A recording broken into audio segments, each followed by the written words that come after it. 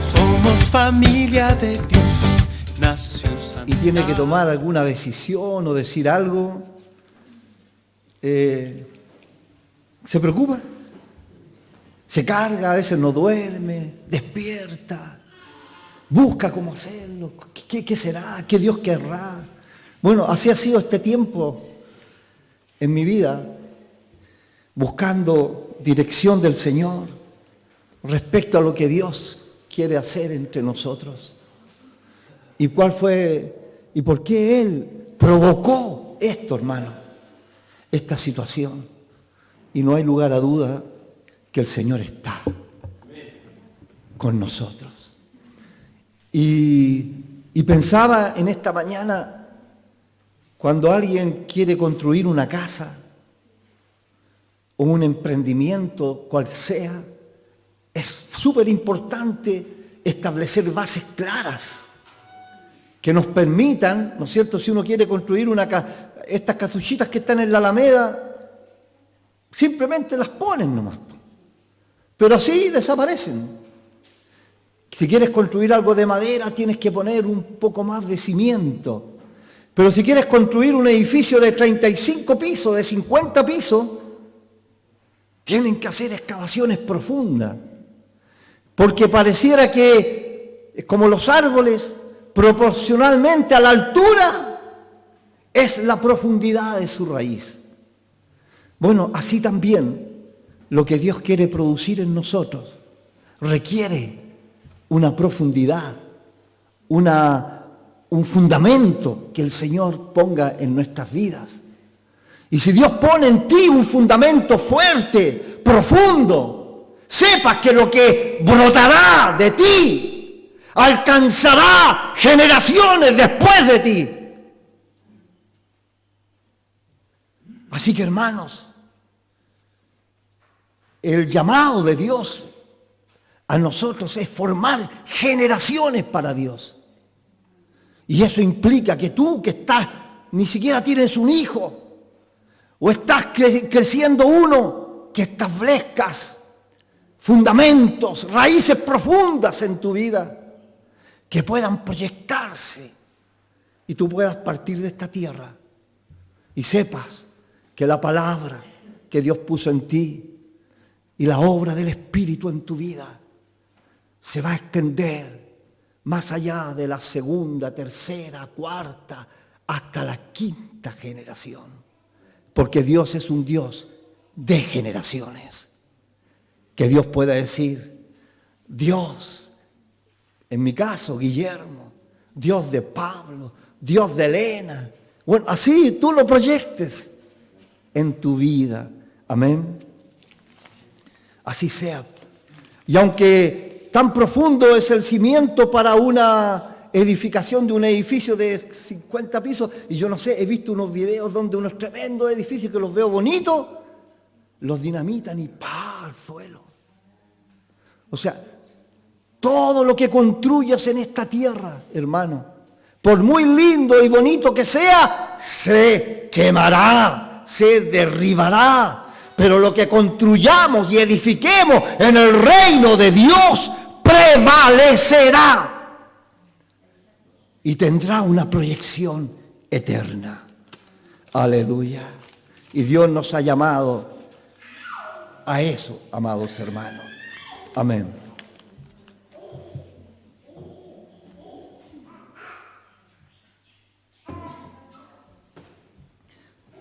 Esta no es una enseñanza, es como una predicación. Y que el Señor, por su Espíritu, pueda establecer lo que Él anhela en nosotros. Hasta que todos, ninguno de los que está aquí, hermano, este pequeño comienzo que nos vemos tal vez poco, aleluya, veámoslo y creámoslo como esos 5 panes y 2 peces que se pusieron en las manos del Señor y que en el tiempo, bajo la bendición de Dios, alimentó a 5,000, sin contar las mujeres y los hijos, hasta que todos lleguemos a la unidad de la fe y del conocimiento del Hijo de Dios, a un varón perfecto, a la medida de la estatura de la plenitud de Cristo. Dios nos ha hablado en este tiempo, amados hermanos, de la necesidad de que este proceso del Señor alcance a cada uno de nosotros, incluyendo nuestros hijos. Amén. Porque recordemos que aún cuando Jesús tenía en su mente, en su corazón como propósito final, enviar a sus discípulos a las naciones, a predicar, a establecer su iglesia sobre esta tierra, cuando Jesús comenzó, los llamó a estar con Él.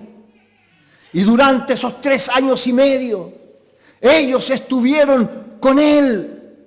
Y por medio de esa relación, ellos llegaran a conocerle. Y que Él, por medio del Espíritu Santo, pudiese al corazón de esos discípulos revelarse quién era Él. Y cuando ya concluía ese proceso en la vida de ellos, les hizo una pregunta: ¿quiénes dicen los hombres que soy yo? Y ellos dijeron, bueno, algunos, el profeta Elías, la encarnación de un maestro, un profeta. Pero ustedes, después de este proceso, ¿quiénes dicen que soy yo? ¿Y qué respondió Simón Pedro? Tú eres el Cristo, el Hijo del Dios viviente. A lo que Jesús respondió: bienaventurado eres, Simón, hijo de Jonás, porque no te lo reveló carne ni sangre, sino mi Padre que está en los cielos. Y yo te digo que tú eres Pedro, y sobre esta roca yo edificaré mi iglesia, y las puertas del infierno no prevalecerán contra ella. ¿Cuál fue la piedra, la roca que Jesús dijo que sobre esa edificaría?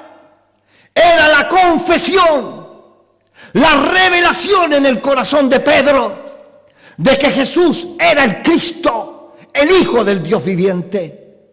Necesitamos en este tiempo que el querigma se revele en nuestros corazones, que el Espíritu Santo pueda revelarnos quién es el Kyrios, quién es Cristo para nuestras vidas. Amados hermanos, el tiempo de preparación y de formación en la vida es esencial para ejercer un buen servicio al Señor. De allí la necesidad de ser discípulos, porque un discípulo, lo hemos entendido en este tiempo, es aquel que permite ser enseñado. Es aquel que está dispuesto a asumir el proceso de Dios sobre su vida para su formación. Y Dios nos ha apartado este fin de semana para que estemos con Él. Y sin duda, hermano, el Señor está con nosotros. Cada momento que yo me aparto, que yo me pongo delante de Dios, el Espíritu desciende, el Espíritu me toca, hermano. Porque Él está y Él quiere hacer algo profundo, concreto y real y eficaz en nuestras vidas, que trascienda más allá de nosotros. Amados hermanos, permitamos que el Señor pueda obrar y pueda trabajar en estos días con nuestras vidas, y que regresemos con un mayor entendimiento y con un mayor compromiso con el Señor y su propósito. Porque el tiempo que vivimos es un tiempo de apostasía, de confusión social y moral, de decadencia familiar. Y sabemos que Dios no busca la destrucción del hombre. Pero Dios estableció leyes para que los hombres se rigieran, y cuando el hombre las transgrede, sufre las consecuencias de ello. Pero no es eso, no es el mal el que Dios desea. Dios quiere salvar a los hombres, quiere su salvación, como lo declaró Dios en tiempo de Ezequiel, cuando ese pueblo sufrió la destrucción de sus ciudades, Jerusalén quemada, el templo, y llevados cautivos a Babilonia. Ezequiel 22:30 dice, y que Dios en medio de esa realidad dijo, y busqué entre ellos quien hiciera vallado, quien se pusiera en la brecha delante de mí a favor de la tierra para que no la destruyera. Dios no quería destruir Jerusalén. Dios no quería llevarse cautivo a su pueblo, pero Él buscó a quien se pusiera en la brecha a favor de esa nación, a favor de los hombres. Pero, dice la Escritura, no lo oyó. Y por eso aconteció lo que aconteció. Si tú no te pones a favor de tu familia, en la brecha de tu generación y de tu linaje, sepas que nadie va a hacer ese trabajo por ti. A ti corresponde, Santiago, doblar tu corazón. A ti corresponde, Alicia, Carola, María, Iris, en favor de tu familia. Y cada uno de nosotros. Dios no quiere la destrucción. Dios quiere la salvación y la edificación de su propósito. Proverbios 26 dice, muchos hombres proclaman cada uno su propia bondad, pero hombres de verdad, ¿quién lo hallará? No es fácil para Dios encontrar hombres de verdad, fieles, leales, que asuman un compromiso con su propósito y no se vendan tan fácilmente. Segunda de Crónicas 16:9 dice, porque los ojos del Señor recorren la tierra para fortalecer a aquellos cuyo corazón es completamente suyo. Sepas que si tú le entregas tu corazón y completamente lo pones para Él, Dios va a fortalecer no solamente tu vida, sino que tu linaje y tu descendencia, todo lo que está bajo ti. Dios busca hombres y mujeres fieles, de verdad, que lo amen, que le sirvan de corazón, no solamente de labios. Como decía Jesús, este pueblo de labios me honra, pero su corazón está lejos de mí. Dios busca siempre tu corazón, no busca tu razón, no busca tu intelecto, no busca tus capacidades físicas, busca tu corazón.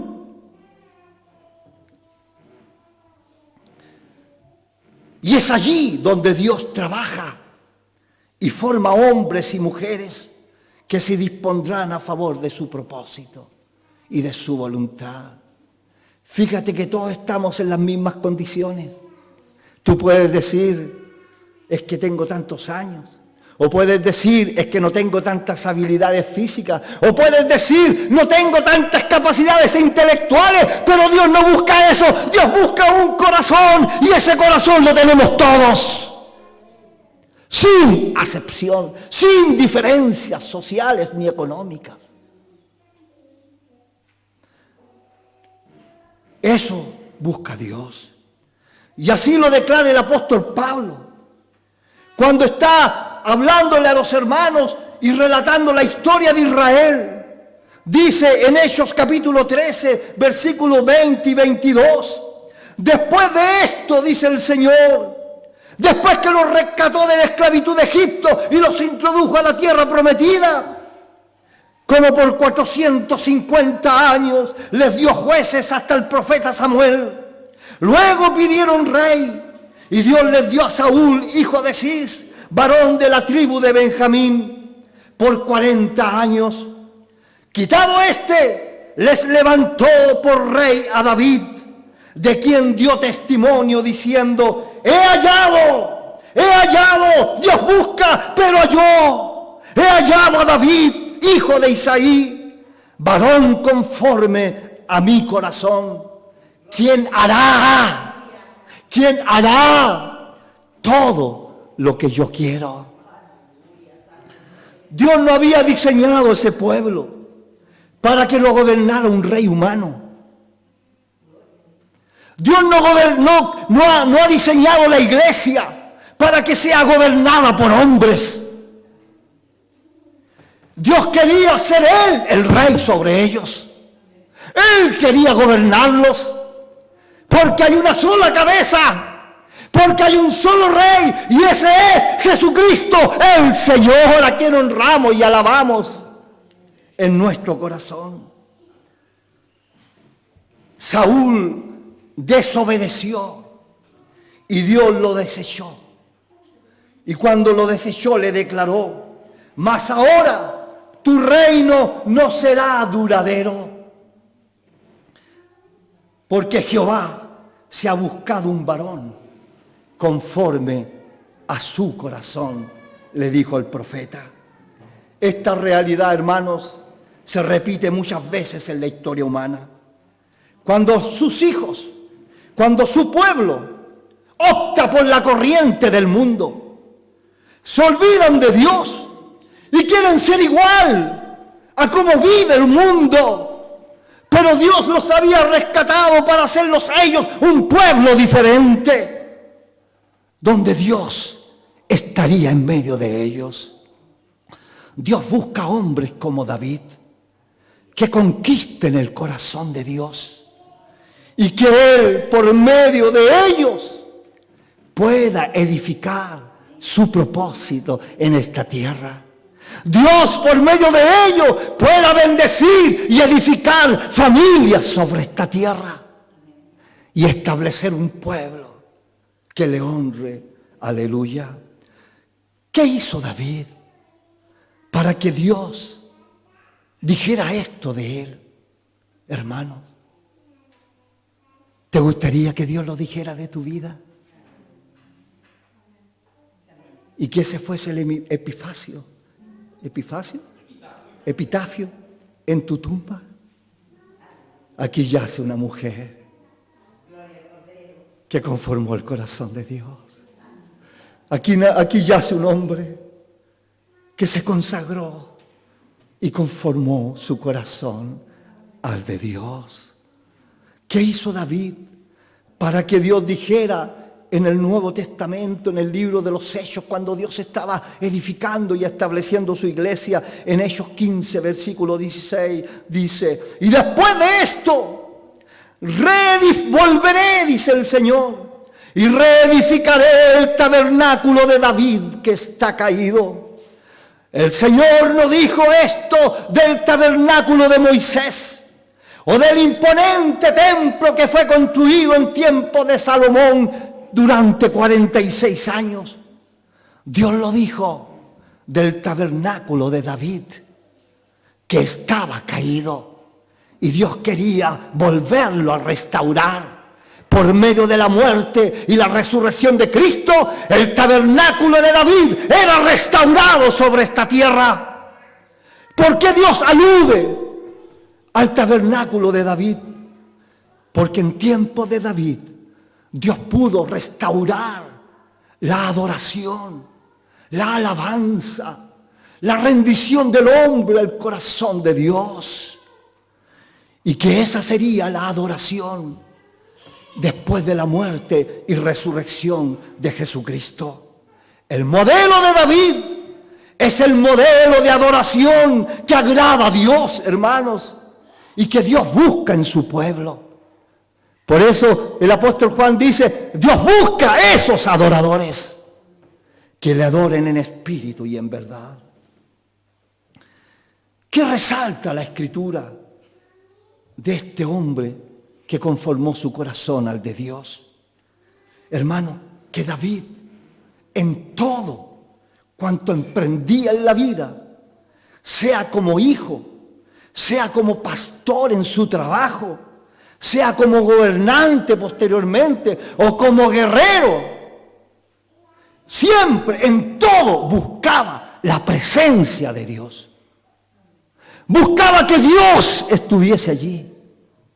Porque si Dios no estaba, él sabía que lo que hiciera no iba a perdurar y que no iba a producir ningún fruto que honrara a Dios.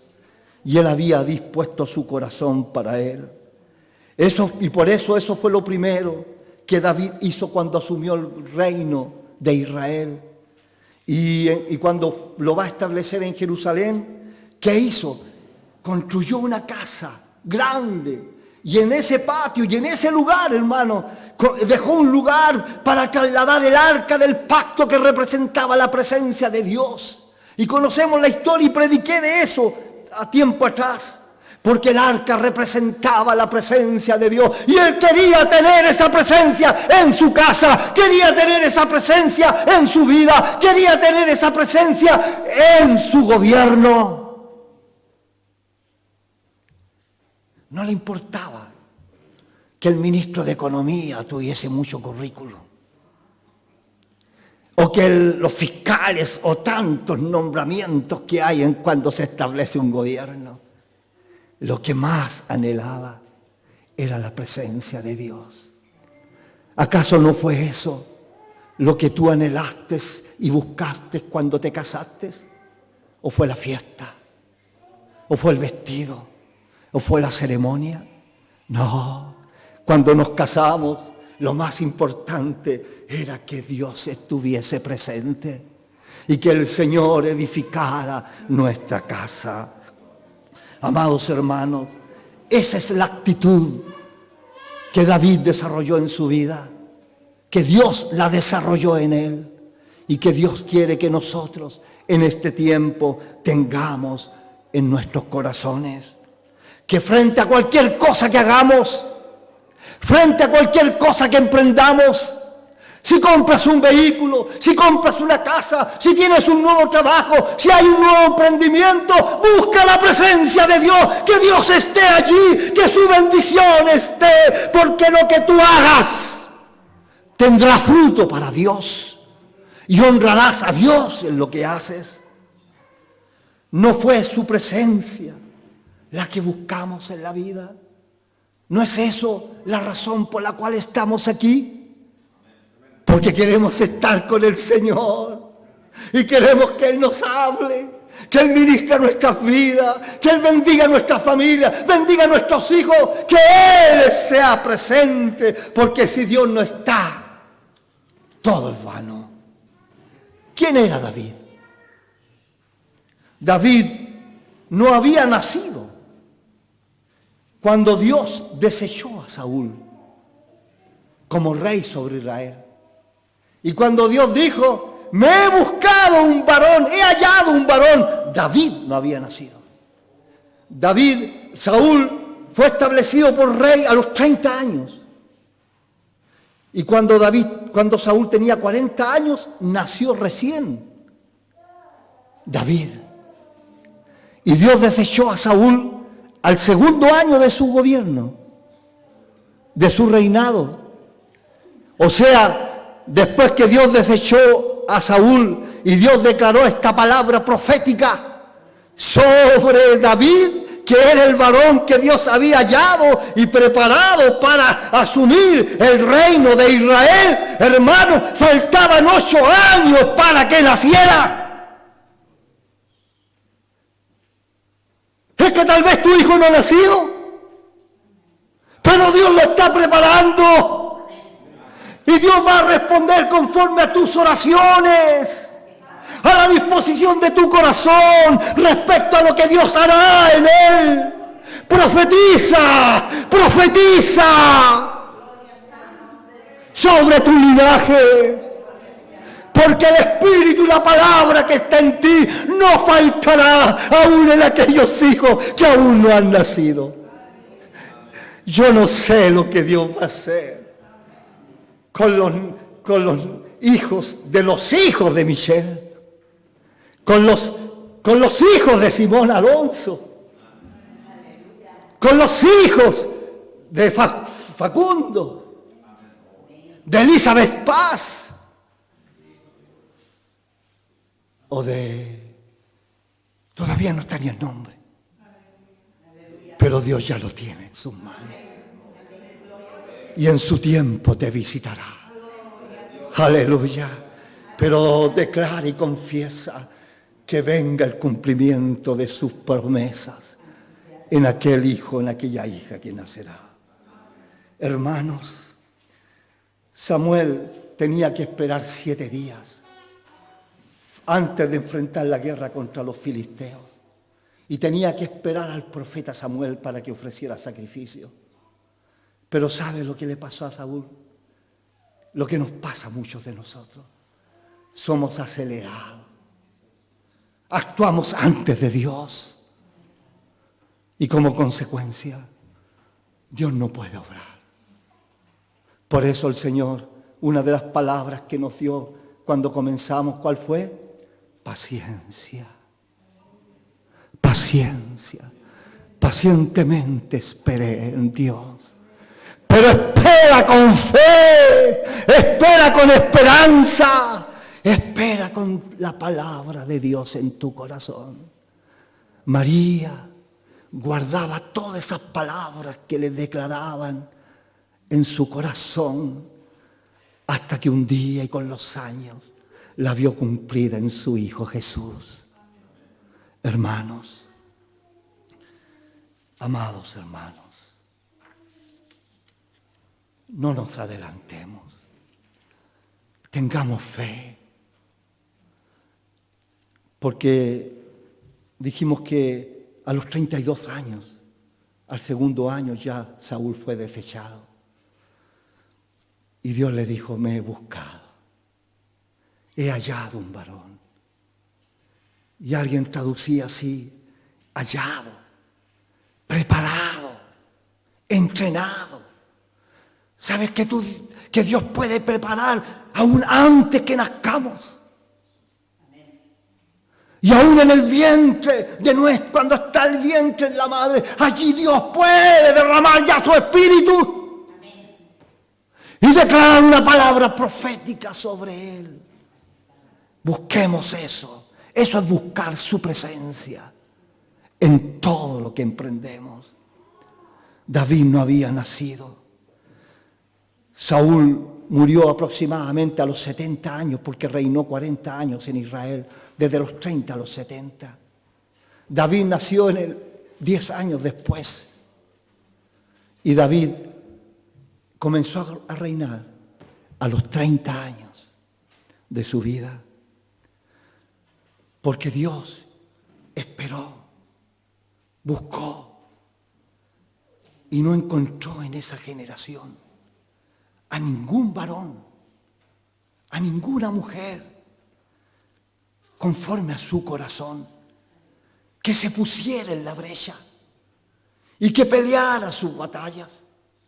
Porque aún en la historia del pueblo de Israel, cuando Dios no encontraba varones, buscaba en las hermanas, en las mujeres. Así encontró a Abigail, encontró a Débora, encontró a María, encontró a Ana. Y en condiciones tan adversas. Pero Dios mira el corazón.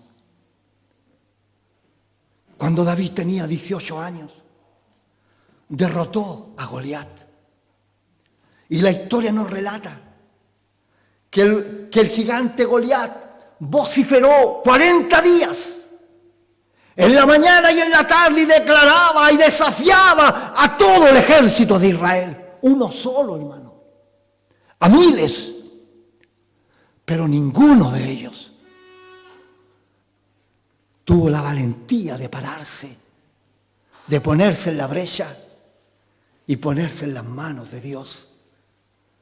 Ni Saúl, ni ninguno de aquellos que se consideraban valientes, porque aún los hermanos de David menospreciaban a David porque lo encontraban muy niño, y ellos se consideraban hombres de valor, hombres guerreros, musculosos, altos, grandes. Pero Dios no mira eso. ¿Qué mira Dios? El corazón. Dios tuvo que entrenar y preparar a uno que agradara su corazón e hiciera su voluntad. Hermanos, si hemos de ver al Señor edificando su propósito en nuestras vidas, en nuestras familias y en la comunidad, tenemos que buscar ese corazón. Reconocer.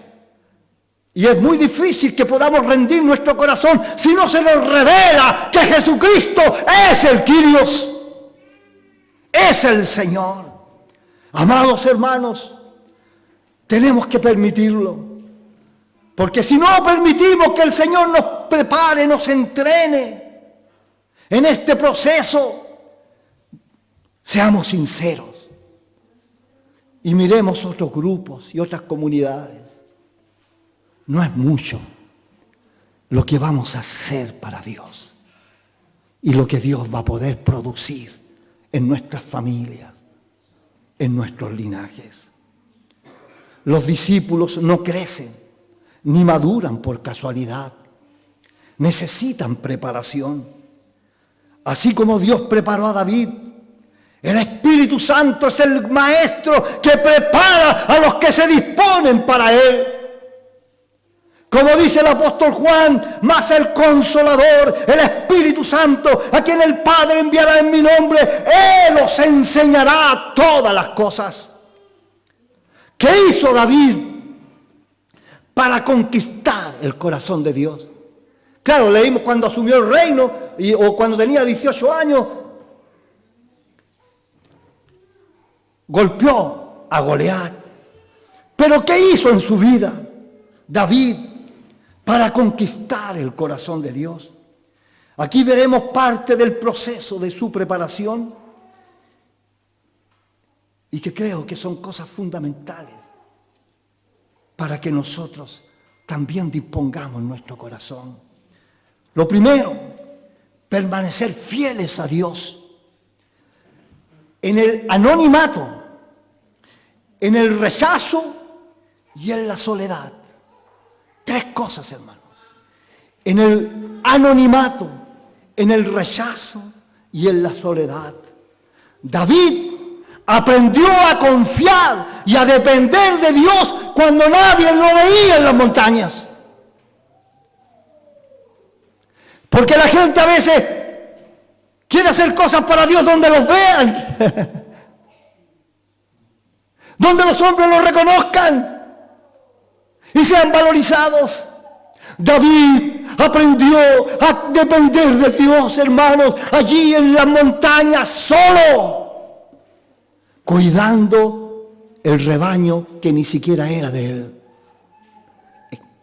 era de su padre, dice la Escritura. Cuidando aquellas ovejas, aprendió a conocer a Dios y aprendió a adorarlo. David fue rechazado por sus padres, por sus hermanos, y muchas veces se sintió solo, abandonado. Es triste, hermano. ¿Quién ha sido rechazado, abandonado en la vida? La soledad, el abandono, el maligno trabaja con esos traumas, con esas situaciones. Pero allí David pudo ver a Dios como su pastor, como quien lo protege, como quien cuida su rebaño. Por eso David aprendió a conocer a Dios como aprendió a cuidar su rebaño. El Señor es mi pastor, nada me faltará. Aunque ande solo en la sombra de muerte, no tengo temor porque el Señor está conmigo. Eso lo aprendió en el anonimato, en la soledad, en el abandono, en el rechazo de su propia casa. Este mismo proceso lo vivió también Jesús, que permaneció fiel en el anonimato de su vida sus primeros 30 años, como hijo, trabajando en un taller al lado de su padre en la carpintería, cuando nadie lo conocía, donde no hacía ningún milagro. Pero el Padre testificó de ese tiempo. Cuando Jesús viene a Juan el Bautista, dice de Jesús: este es mi Hijo amado, en quien tengo complacencia. Mi corazón se ha complacido con mi Hijo. En un tiempo en que nadie lo conocía. Dios se complace. ¿Sabe cuándo más? Cuando tú estás solo. ¿Qué haces? ¿Qué piensas? ¿Qué planeas? ¿Qué intentas? Cuando nadie te ve.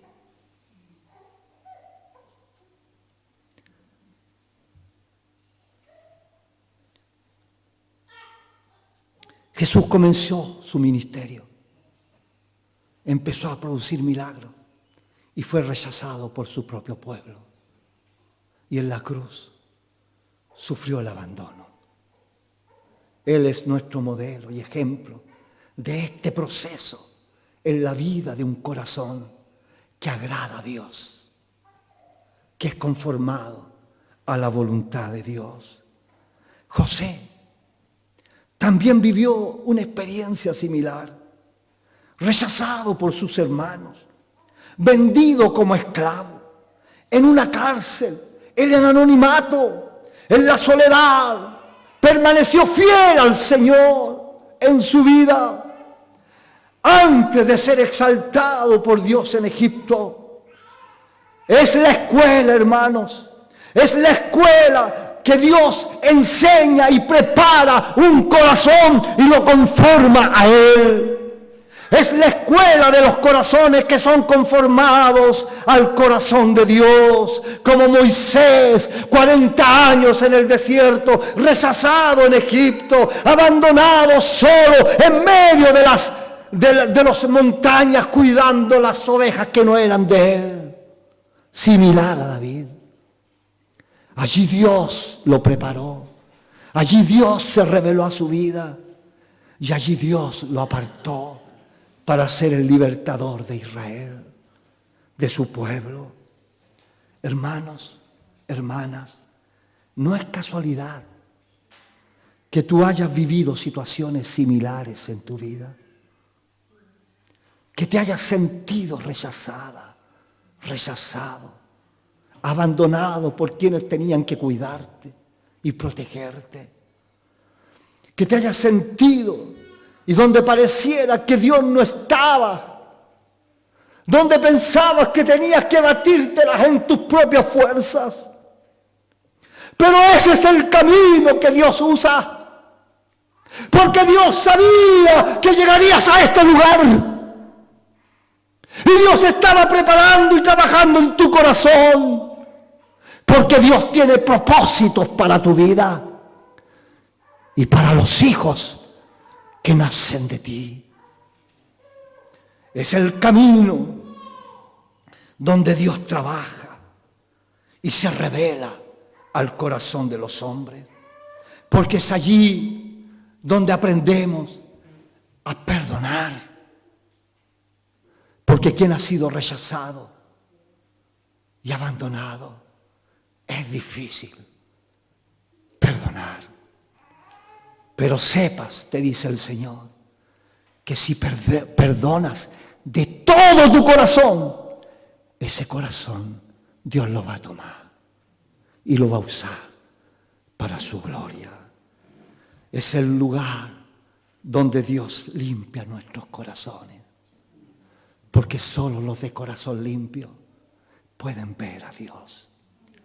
Si tú dices, me gustaría ver al Señor obrar más en mi vida, bueno, te dice el Espíritu Santo en esta mañana, permite que Dios limpie tu corazón, porque de Él emanará la vida que te sorprenderá y te honrará delante de Dios. Hermanos, amigos, porque a pesar del rechazo y las situaciones difíciles que hayamos podido vivir en la vida, Dios te mostrará que siempre estuvo allí, que siempre, que nunca estuviste solo. El problema es que no lo veíamos, pero Él estaba allí. preparando tu corazón, a pesar de todo lo que viviste, para traerte en este día y conducir tu vida hasta un momento como este, donde si abres tu corazón, Dios te va a hablar. Dios va a traer una palabra profética. Abrázala, tómala. Porque si la crees y la abrazas, con los años y en el tiempo, la verás cumplida. Aleluya. Porque es allí donde Dios trabaja con un corazón de piedra, un corazón duro, rebelde, orgulloso, un corazón y lo transforma en un corazón de carne, moldeado por su espíritu y conformado al corazón de Dios, donde Dios te derriba de tu racionalidad, como lo hizo con el apóstol Pablo. ¿Sabes dónde lo hizo Dios? 14 años que no aparecen en la Escritura, de soledad, de rechazo de los propios hijos de Dios, solo. Allí aprendió a conocer a Dios. Allí el Señor lo llevó al tercer cielo. Allí vinieron las revelaciones de Dios en su vida. No cuando estaba ya sirviendo a los hermanos. Cuando servía a los hermanos es cuando Dios lo había apartado para hacer lo que Dios lo había mandado.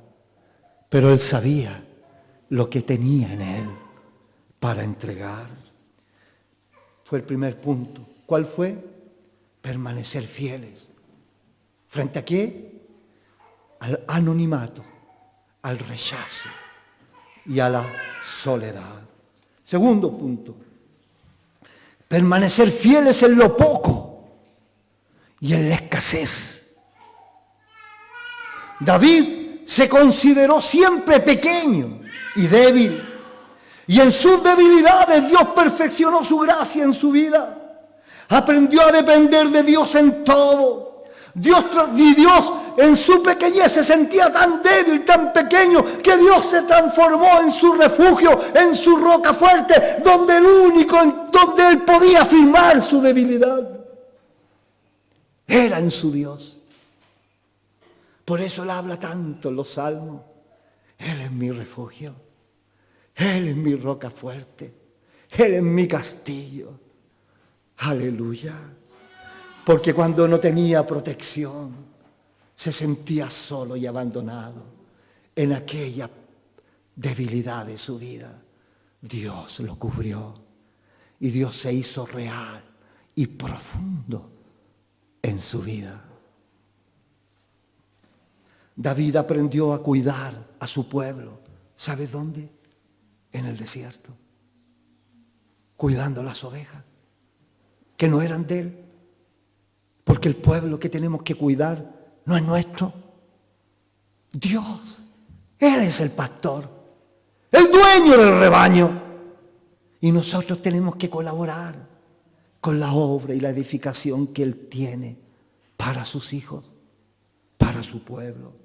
David aprendió allí a cuidar a su pueblo, a cuidando sus ovejas. Y frente a cualquier adversidad, si venía un león, si venía un oso que atentaba contra sus ovejas, no decía, total, no son mías. Él se puso firme y batalló. Seguramente quedó rasguñado, herido, pero salvó las ovejas.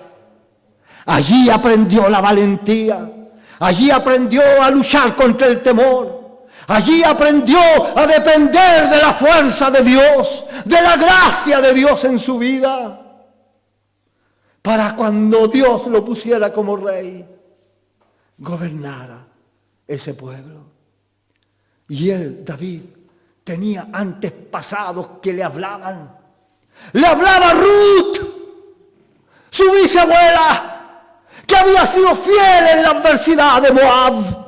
Le hablaba Rahab, que se la había jugado por el pueblo de Dios, aún en medio de Jericó. Tenía antepasados que le inspiraban y le motivaban, porque esos genes venían en él. Oh, Dios traspasará nuestros genes a las generaciones futuras, hermanos. Y cuando vemos a nuestros hermanos de Argentina, Jorge Mitián, Iván Bey, todos esos hermanos, Ángel Negro, son de quinta, de sexta generación. Hermanos, lo que Dios va a hacer si permanecemos fieles no tiene alcance en nuestro entendimiento. Cuando David venció a Goliat, el premio fue la hija de Saúl, Mical. Claro, él pensó que algún capitán general del ejército iba a asumir y la iba a casar. Y apareció este cabro chico, pastor de ovejas, ni siquiera tenía armadura, ni pinta de guerrero. Y David dijo cuando venció a Goliat, ¿quién soy yo? No tengo ni dote, no tengo cómo hacer una fiesta para casarme. Soy un hombre pobre, le dijo a Saúl, que camina en lo poco, porque allí me ha enseñado Dios, en lo poco. Tenemos que aprender a ser fieles en lo poco, en la escasez. Allí nos prepara Dios. Y no fue el único preparado así por Dios. Jacob tuvo que transitar 21 años en lo poco, sin salario, hermano. Allí Dios le hizo formar familia. Fueron muchos años antes que Dios lo llevara a la madurez para ser un hombre que trascendiera en la historia espiritual de Israel. Pablo tuvo que aprender a vivir en escasez. Sé vivir humildemente. Sé tener abundancia, en todo y por todo estoy enseñado, así para estar saciado como para tener hambre, así para tener abundancia como para padecer necesidad. Filipenses 4:12. Aprendió a permanecer en el Señor en la escasez. Su necesidad fue parte de su entrenamiento. La necesidad de salud también lo es. Y también lo fue para Pablo, quien quiso que Dios quitara esa aflicción a su cuerpo. Y Dios le dijo, aprende a vivir en escasez, en debilidad, porque mi poder se perfecciona en tus debilidades. Por lo tanto, Pablo, bástate mi gracia. Dios da gracia a los humildes. Hermanos, que el que Dios te prospere no te haga orgulloso ni soberbio, porque Dios puede quitarlo todo. Todo. Permanece humilde, sé generoso, agrada a Dios, y Dios de lo poco te va a llevar a lo mucho. Porque Dios trabaja así, de lo poco hace mucho. ¿Qué vamos a hacer? Hay que alimentar tanta gente. Aquí hay un poco. Había un niño que tenía poco, 5 panes y 2 peces. Y el Señor alimentó una multitud. Dios usa las pequeñas cosas para formar nuestro corazón para Él. No digas en tu corazón, ahora, este día, yo quisiera estar en una iglesia de 500. No, aprecia esto poco, porque en lo poco de Dios, y lo poco de Dios, Dios lo transformará en mucho, si nosotros en lo poco somos agradecidos, le honramos y lo ponemos a sus pies. Hermanos, que lo poco de tu vida no te impida ver los milagros de Dios. Seamos fieles en lo poco y Dios nos llevará a lo mucho. ¿Lo crees? ¿Cómo lo hará? Aleluya, Dios lo hará. Dios lo hará. Hermanos, Dios está haciendo cosas que antes, cuando éramos muchos, no pudimos hacer. ¿Alguna vez tomaste algún desayuno como el de hoy día en un campamento?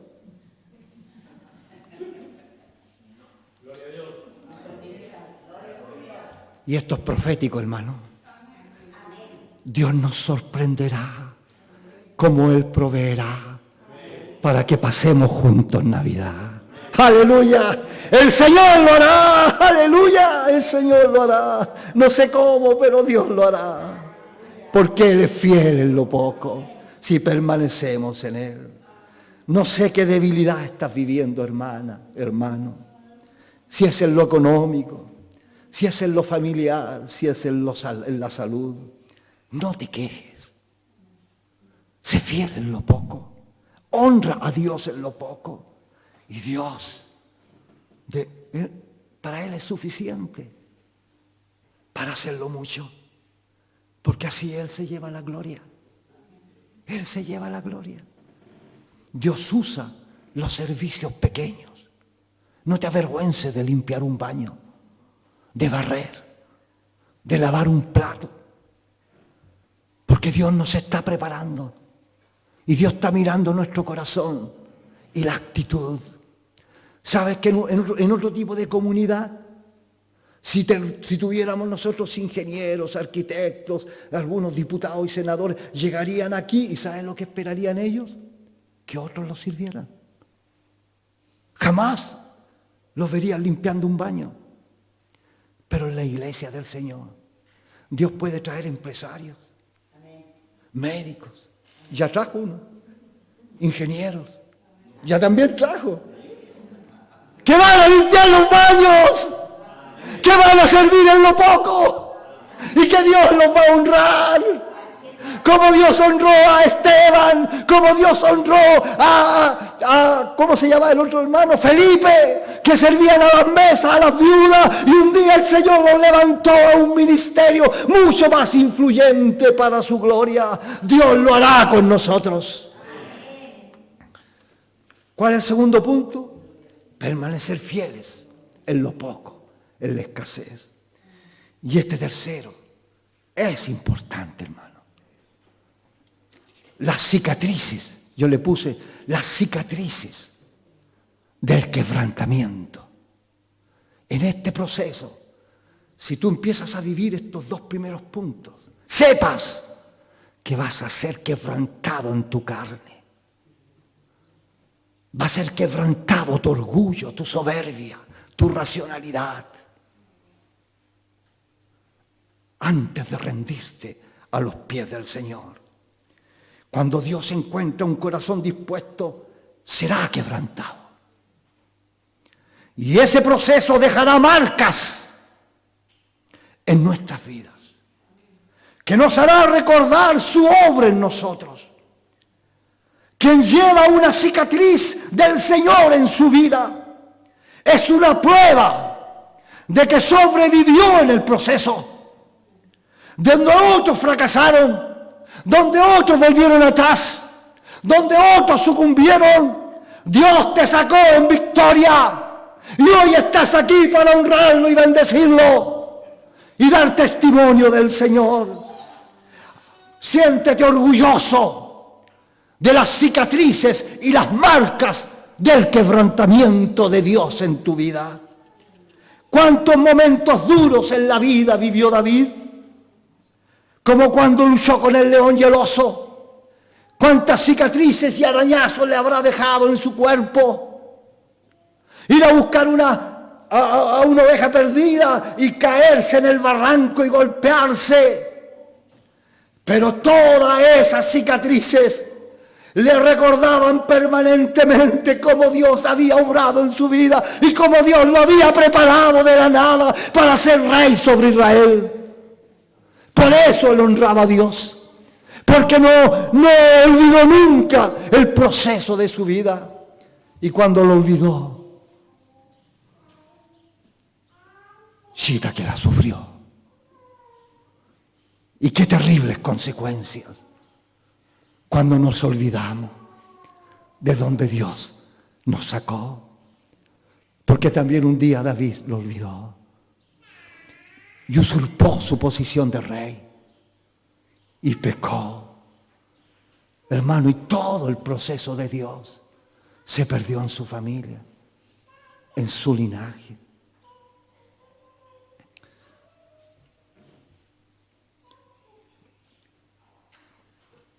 Jacob, de lo poco lo sacó Dios y lo llevó a Peniel, y allí peleó con Dios, porque estaba aburrido de ser Jacob, el usurpador, el que siempre tenía que vivir en esa condición. Señor, si no me bendice, yo no quiero volver a la tierra donde tú me estás llamando a ir. Y ahí estuvo toda la noche y peleó con el ángel y salió victorioso esa noche, pero esa noche el ángel golpeó su muslo y por el resto de su vida Jacob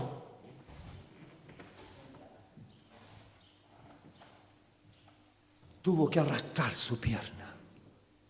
Y cada vez que arrastraba su pierna, el Espíritu Santo le recordaba cuando Dios lo había obrado, había conformado su corazón conforme a Dios, donde el proceso de Dios había culminado. Era su graduación, hermano, era su graduación. Y en ese momento Dios empezó a obrar, a soltar todo el proceso de Dios en la vida de Jacob.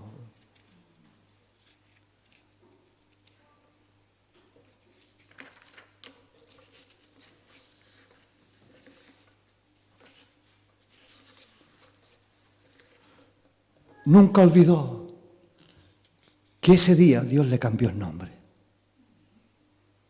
No te llamarás más, no serás más el mentiroso, el engañador, el usurpador.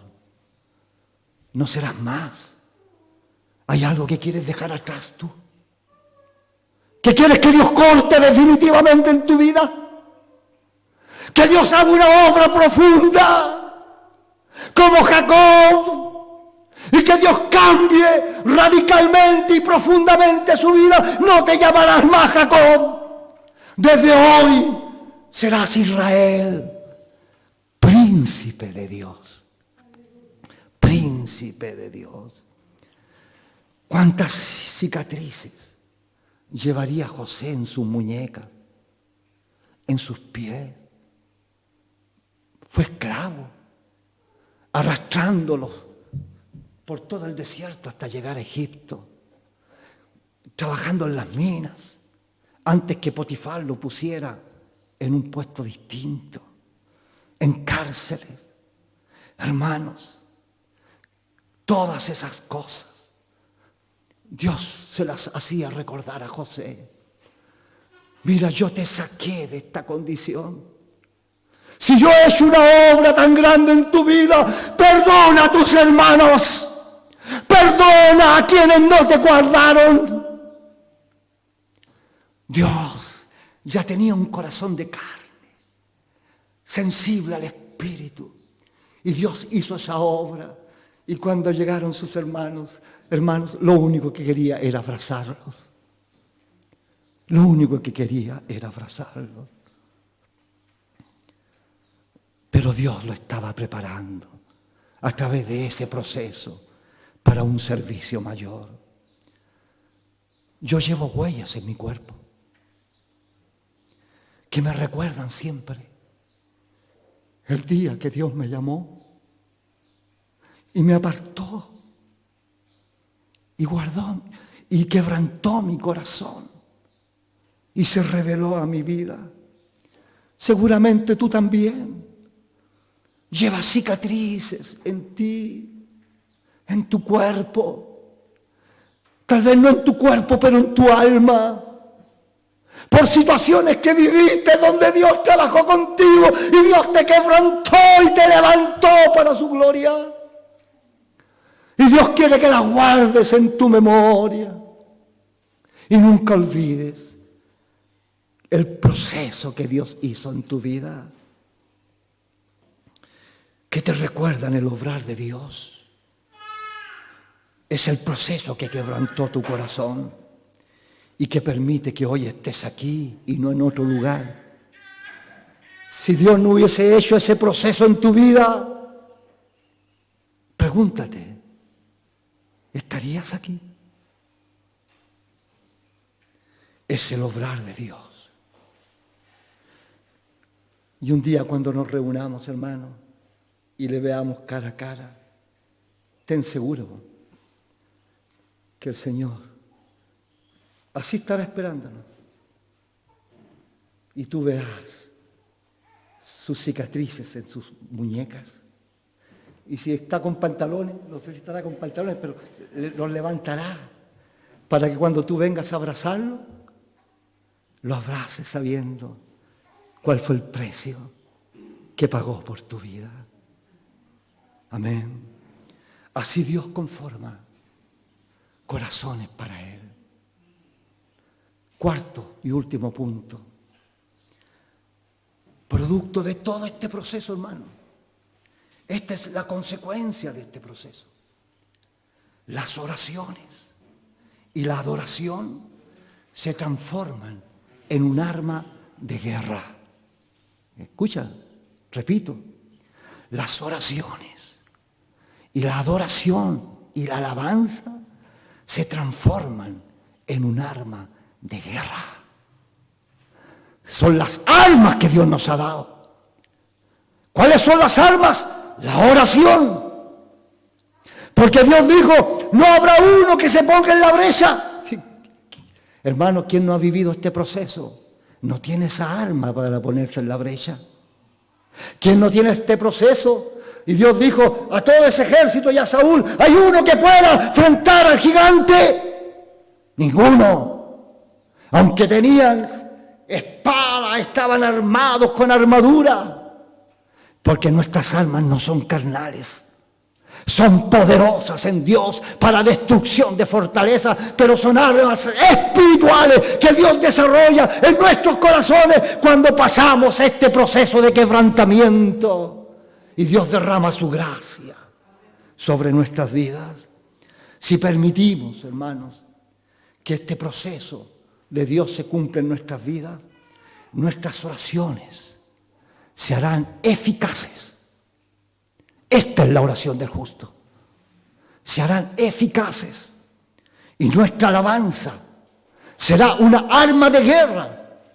¿No es cierto? A veces cantamos golpe de espada, hermano, pero no es verdad en nuestros corazones.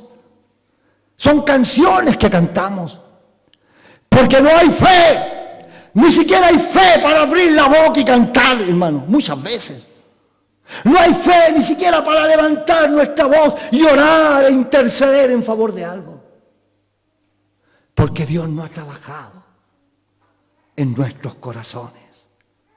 Hermanos, estas son las armas que derribarán las puertas del infierno, como le dijo el Señor a Pedro. Es la razón por qué David fue un adorador. Y sus oraciones fueron poderosas y efectivas armas de guerra. Porque David fue un guerrero de fe.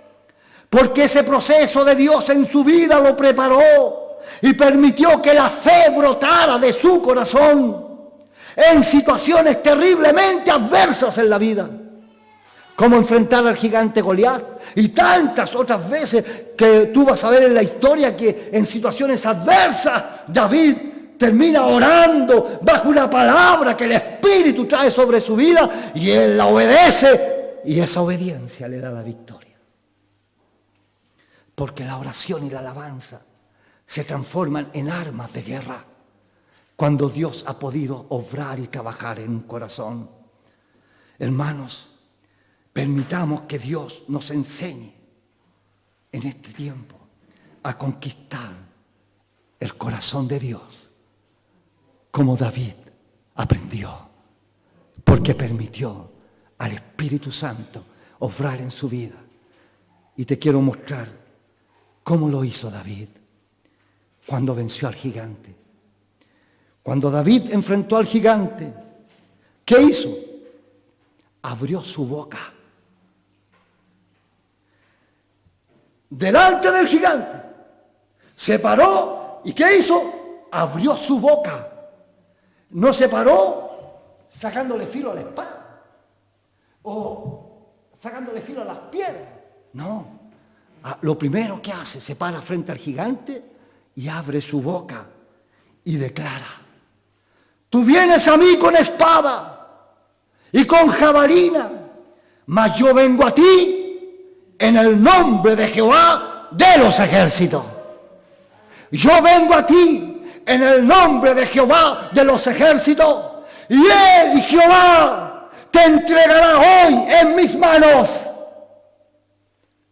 ¿Cómo David venció al gigante? Con una palabra que salió de su boca, hermano. Amados hermanos, Dios respaldó las palabras en la boca de David, porque eran palabras del Espíritu que brotaban de su corazón y fueron lanzadas como un dardo de fuego contra el gigante. Recordemos que David venció al gigante, y a veces nosotros le enseñamos a los niños que David, ¿qué hizo? Tomó una piedra. Tomó 5 piedras. Tomó una piedra. Y la piedra. Y tiró, y dio vuelta. Y tiró la piedra. Y el gigante derribó. Hermanos, pero veámoslo espiritualmente. Fue una victoria espiritual, no física. Ese día, Jesús dijo a Pedro, ¿qué dijo Pedro? ¿Qué declaró Pedro? ¿Qué confesó Pedro? Tú eres el Cristo, el Hijo del Dios viviente. Pedro, eso no te lo reveló carne ni sangre, sino que mi Padre que está en los cielos, por medio del Espíritu. El proceso de los 3 años y medio que Dios hizo con sus discípulos era revelarse quién era para ellos. Porque de eso dependía el servicio que ellos hicieran. Sin esa revelación. Por eso el apóstol Pablo defiende mucho esto. Cristo se reveló a mi vida. Esto no lo aprendí por otros. Cristo se reveló a mi corazón. Jesús le dijo a Pedro: sobre esta piedra, sobre esta declaración, sobre esta confesión, edificaré mi iglesia y las puertas del infierno no prevalecerán contra ella. Esa roca, esa piedra era una declaración, era una afirmación de fe. Tú eres el Cristo, el Hijo del Dios viviente. Y David mató a Goliat con una declaración de fe, de un corazón preparado por Dios. ¿Cómo vamos a enfrentar las situaciones de la vida?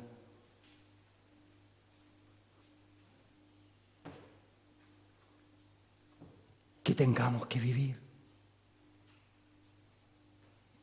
¿Cómo las enfrentó Jesús cuando Satanás quiso derribarlo antes del ministerio?